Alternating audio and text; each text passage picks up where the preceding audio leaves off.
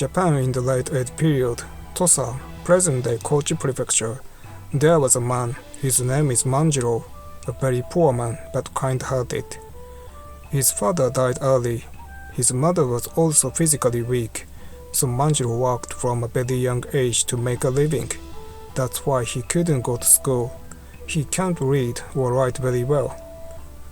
He moved from job to job. Now he is an apprentice fisherman. His main job is cooking and doing chores. Someday he wanted to pull nets like his seniors. That's what he always thought. That day he set sail early in the morning as usual. There were 5 men on board, including Manjiro.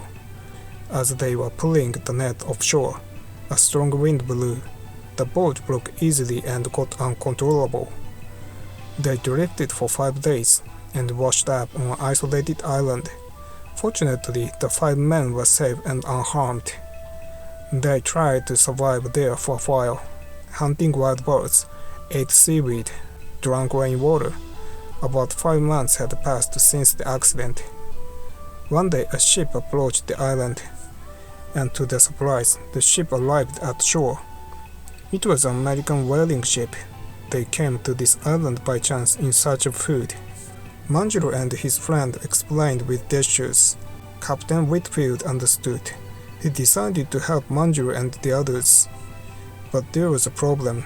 Japan was closed off from the rest of the world at the time. No foreign ships could enter its ports, so it was impossible to send them back. Stay on the island or go to America. They had to choose between the two. They all decided to go to America. They didn't want to live on the island anymore. They stopped in Hawaii on the way. Hawaii was paradise. It was warm and beautiful. The food was delicious too. Everyone was fascinated by it all. They began to think they might even live there. But Manjiro was a curious man. The whaling ship continued on its way to the US mainland. If he stayed on the boat, he could see a lot of places in the world. So he decided to get back on the ship. The captain took Manjiro as a sailor this time. The captain was a really good man. Except for Manjiro, the other 4 decided to stay in Hawaii. There might be a chance to return to Japan sooner or later. Everyone believed so.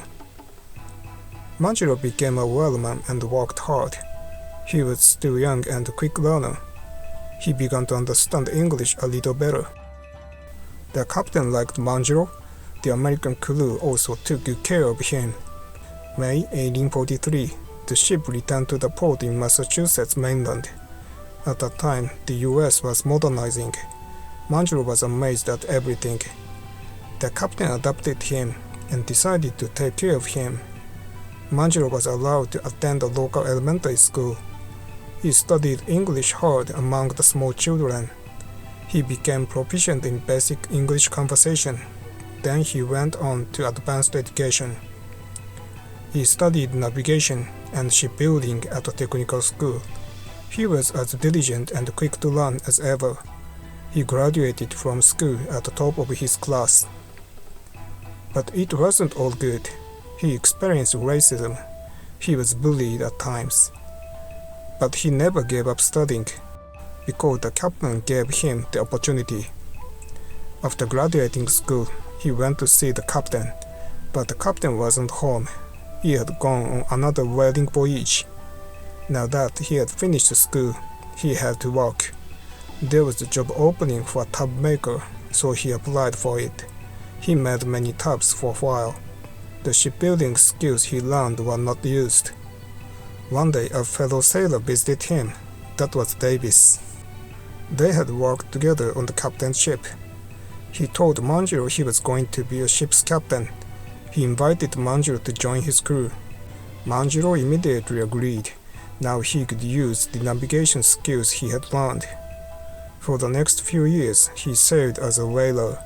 He took many whales in the Atlantic and Indian Oceans, and his ship stopped in Hawaii. He met his 4 friends again.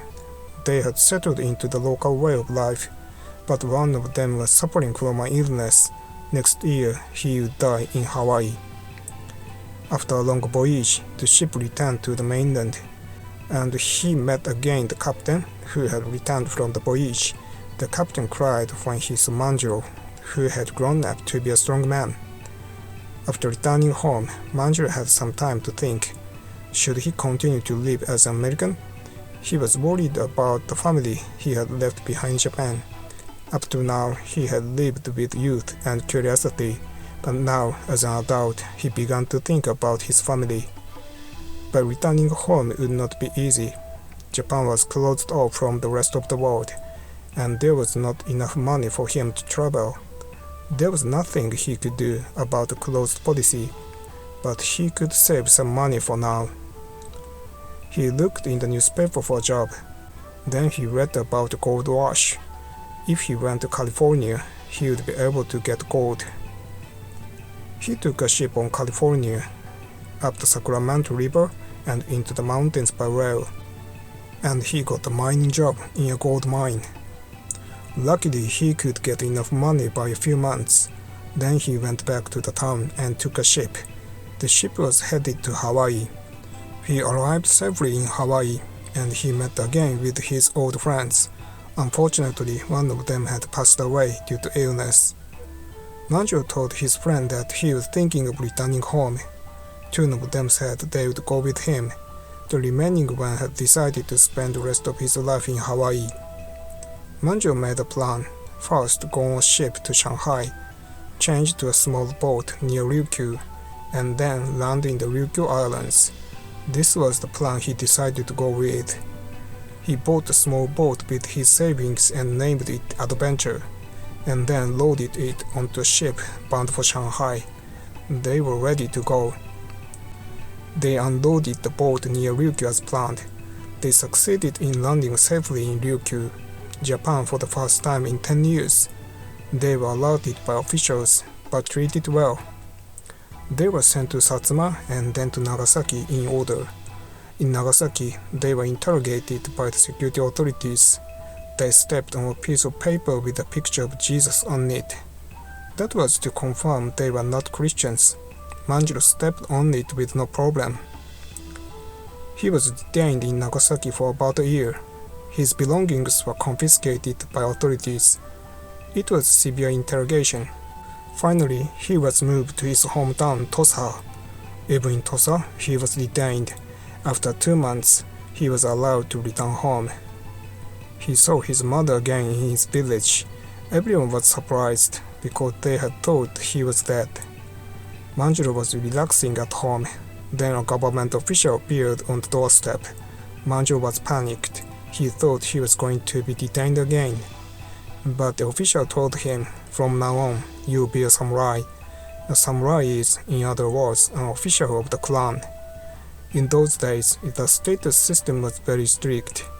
A man who had been a fisherman would never become a samurai, but the clan recognized his expertise: English, navigation, shipbuilding skills, and so on.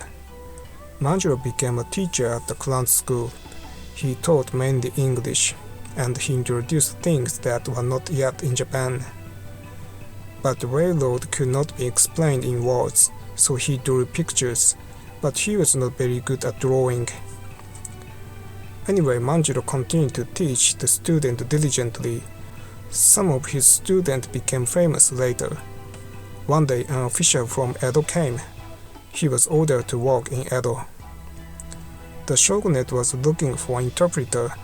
Perry had just arrived in Japan, urging the opening of Japan to the outside world. Manjiro became an official of the shogunate, a very high position, and he married the daughter of a high-ranking shogunate official. He worked as a professor in Edo for a while, but in the end, the job of interpreter didn't come around. There were 2 reasons.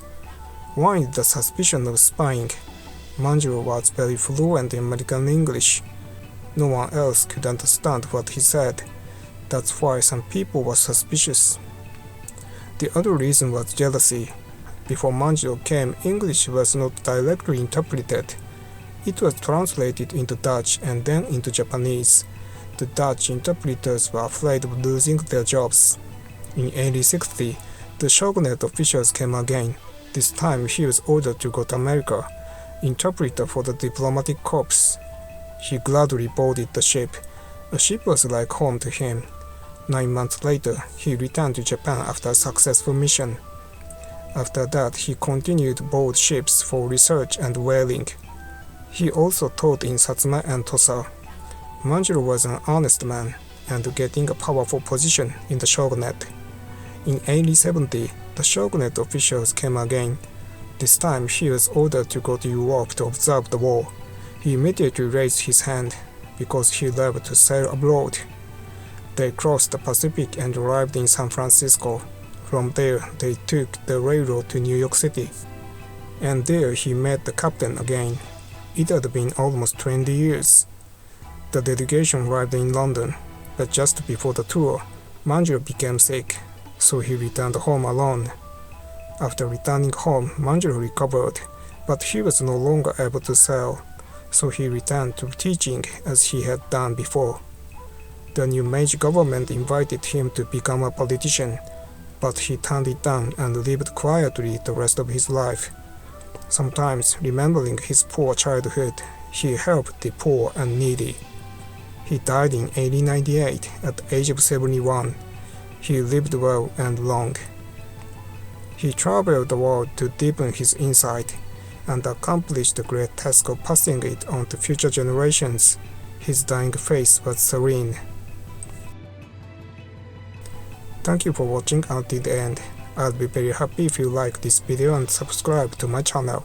See you the next time.